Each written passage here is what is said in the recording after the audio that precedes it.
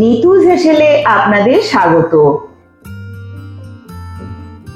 সকাল সকাল চা খেয়ে নিয়ে রান্নাঘরে চলে এলাম। বাঙালির ট্র্যাডিশনাল খাবার আজকে লুচি ছোলার ডাল হবে। গরম তেলের মধ্যে জিরে ফোড়ন দিয়ে দিলাম। ফোড়নটা থেকে সুগন্ধ ছাড়লেই তার মধ্যে দিয়ে দিতে হবে একটু হিং। হিংটা দিলে গন্ধটা খুব সুন্দর ছাড়তে থাকে।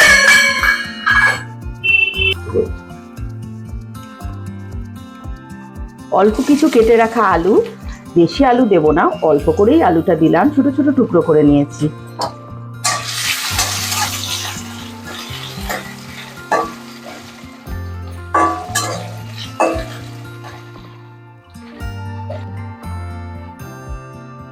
কিছুটা আদা বাটা দিয়ে দিলাম।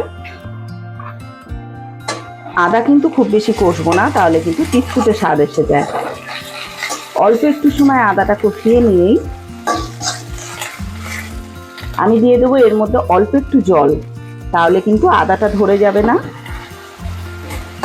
আর তার মধ্যে কিছু গুঁড়ো মশলা অ্যাড করে দিচ্ছি।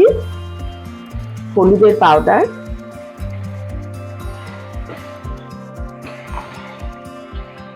স্বাদ অনুযায়ী লবণ,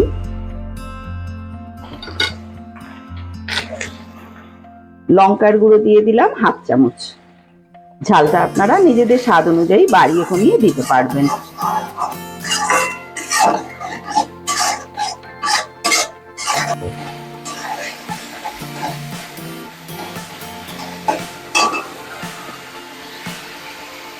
আমি এই মটর ডালগুলো ছোলার ডালগুলোকে ওভারনাইট ভিজিয়ে রেখেছিলাম। তারপরে এটাকে প্রেসার কুকারে একটা সিটি দিয়ে হুইসেলটা খুলে দিয়েছি, না হলে খুব বেশি নরম হয়ে যাবে।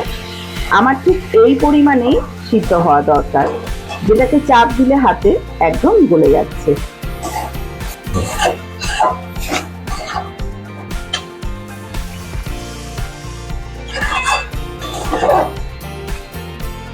এবারে আমি কিছুটা গরম জল অ্যাড করে দিলাম।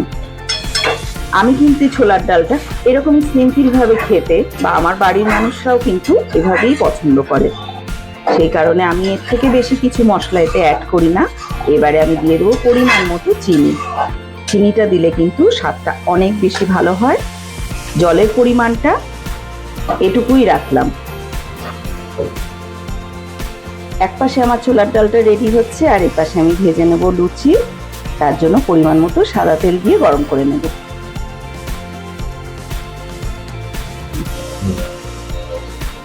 চিনি দিয়ে দিয়েছি।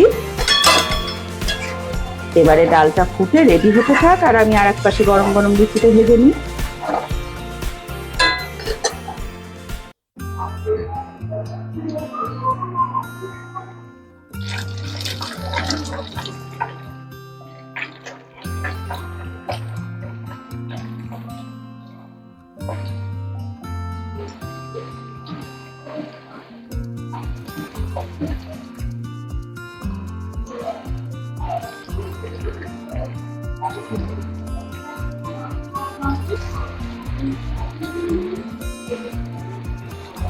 এভাবেই আমি সব কটা লুচিকে ভেজে তুলে নেব। আর এদিকে আমার ছোলার ডালও রেডি হয়ে এসছে।